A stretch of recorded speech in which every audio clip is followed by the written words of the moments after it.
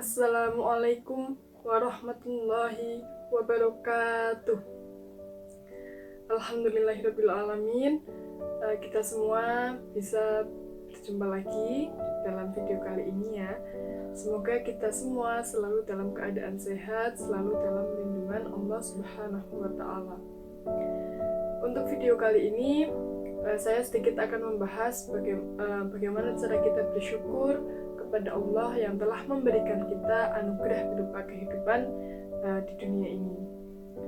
Kita semua manusia, Allah kasih anugerah untuk menghirup oksigen, ya, menghabiskan waktu di dunia. Ada yang digunakan untuk beramal, kemudian ada juga yang digunakan untuk hanya bersenang-senang.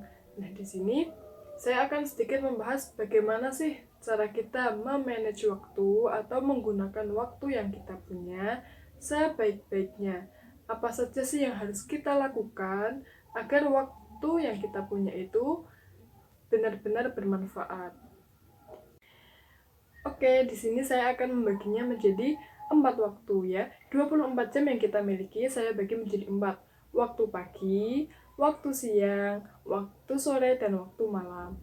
Apa saja yang harus kita lakukan ketika 4 waktu tersebut ya? Langsung saja, yang pertama di waktu pagi. Kita semua melalui waktu pagi diawali dengan sholat subuh ya. Kita disunahkan untuk sholat fardu dengan berjamaah. Mungkin bisa jamaah di musola, di masjid, atau bersama keluarga. Kemudian setelah sholat subuh kita ngapain?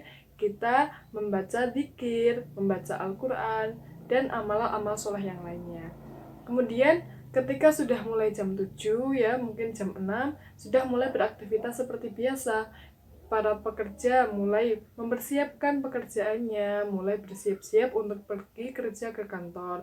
Kemudian para siswa sudah mulai menyiapkan bukunya untuk sekolah daring ya, kalau sekarang kelas online.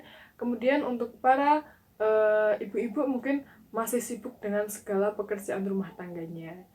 Jangan lupa ketika waktu pagi tersebut antara jam 7 sampai sebelum zuhur diusahakan sempatkan waktu untuk sholat duha gitu ya. Kemudian yang kedua, ketika waktu siang. Nah, di waktu siang itu biasanya ditandai dengan sholat duhur.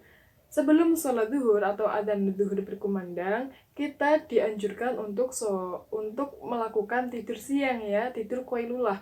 Tidur qailulah ini sangat bermanfaat atau sangat dianjurkan untuk mereka yang suka bangun malam untuk sholat tahajud atau sekitar sahur untuk mereka yang berpuasa. Nah, tidur qailulah ini sangat bermanfaat karena akan membantu terjaganya mata ketika bangun malam.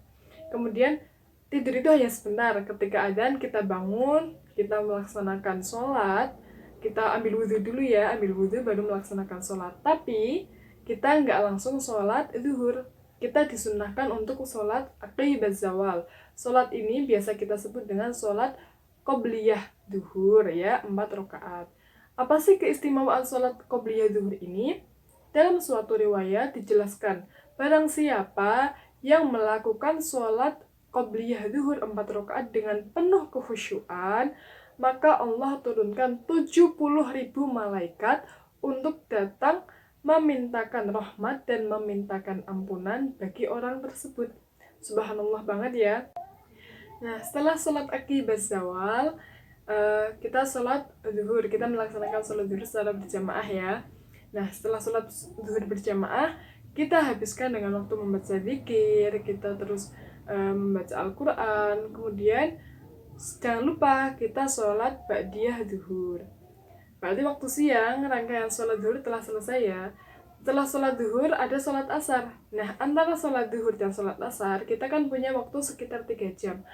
Apa sih yang harus kita lakukan untuk menghabiskan waktu sebanyak 3 jam itu? Nah, disunahkan untuk para pekerja mungkin bisa mencari nafkah kembali, yang buka toko-tokonya dibuka kembali, kemudian para pelajar bisa membaca-baca buku ya, membaca ilmu pengetahuan. Kalau enggak, kalian bisa melakukan amal-amal soleh lainnya, mungkin menolong orang. Nah, dalam Quran Surat Toha ayat 130 tersebut, Allah berfirman, maka bertasbihlah kepada Tuhanmu di waktu sebelum matahari terbit dan di waktu sebelum matahari terbenam. Wasabbih bihamdi rabbika qabla tulu'i syamsi wa qabla ghurubiha, ya. Jadi di waktu sebelum subuh, di waktu sebelum maghrib, kita usahakan sebisa kita untuk bertasbih kepada Allah, berzikir kepada Allah.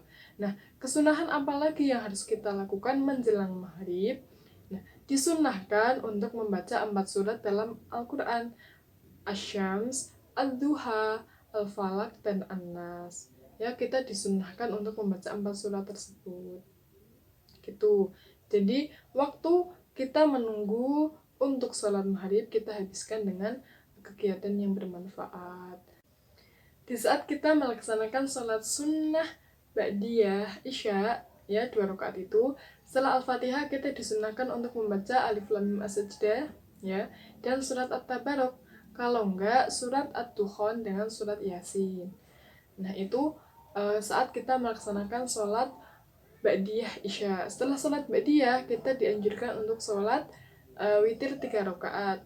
Di rakaat pertama, Rasulullah biasanya membaca Sabbihisma Rabbikal A'la. Di rakaat kedua, Rasulullah membaca Quran surat Al-Kafirun. Dan di rakaat terakhir, Rasulullah membaca Al-Ikhlas, Al-Falaq, dan An-Nas.